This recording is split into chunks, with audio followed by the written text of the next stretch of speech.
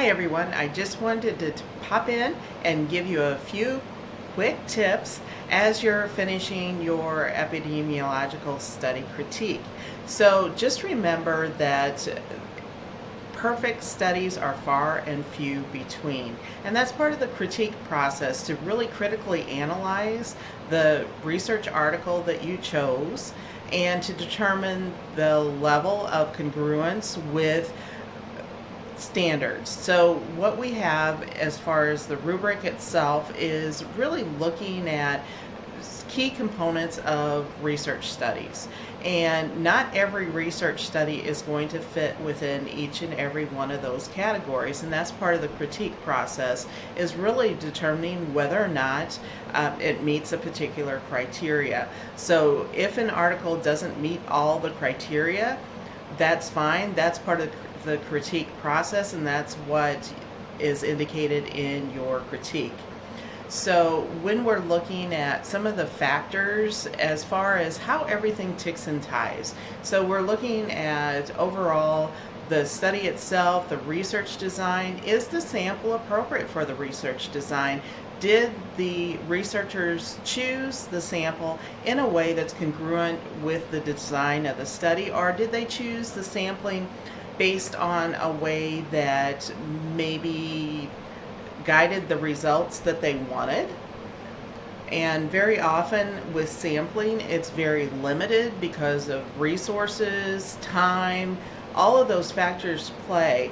And it's important, if that was indeed a factor, that the researchers do indicate that. And very often there are samples of convenience sometimes, and maybe because of limitations, small sample sizes. All those types of things are things to really think about when you're analyzing the weight of that particular study. So keep those types of things in mind when you're doing your critique.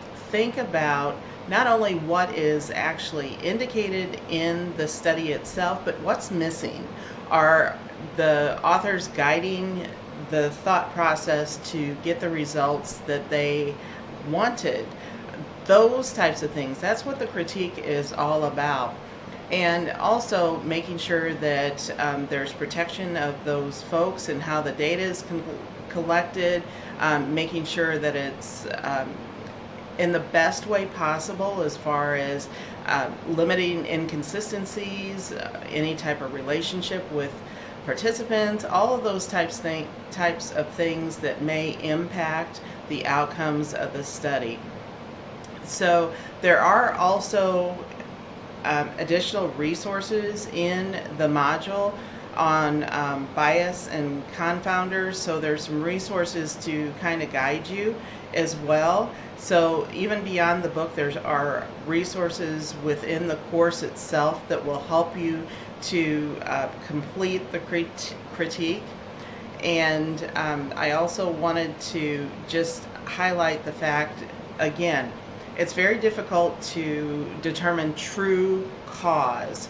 So when we're looking at Sir Austin Bradford Hill's 9 guiding components, those are things that you're using to determine where we are as far as cause.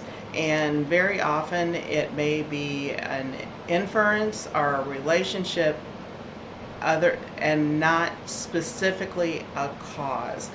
So that's why we're looking at those components of causal association. Those are the components that shows us the strength of where we're going in the spectrum of cause.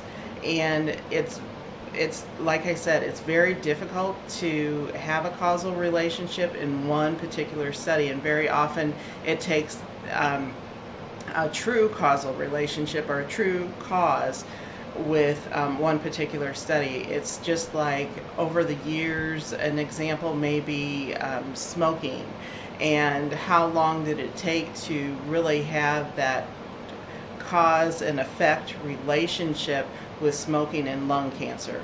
So it took a period of time to develop the body of knowledge to really affirm that that indeed was a cause and effect.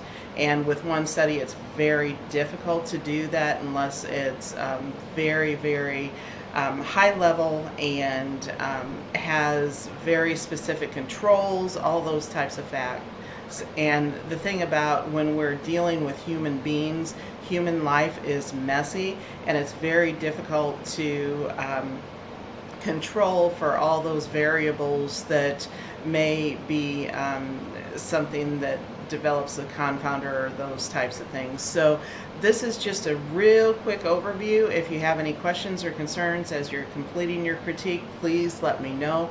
But you all are doing a great job. The conversations are very vivid and I'm getting the feedback from our Survey Monkey, so I deeply appreciate that, and we'll be looking at maybe doing some more conversations in the discussion board and using the video note option as well. So just stay tuned. We're looking at ways that we can really elevate our course. Take care now. Bye.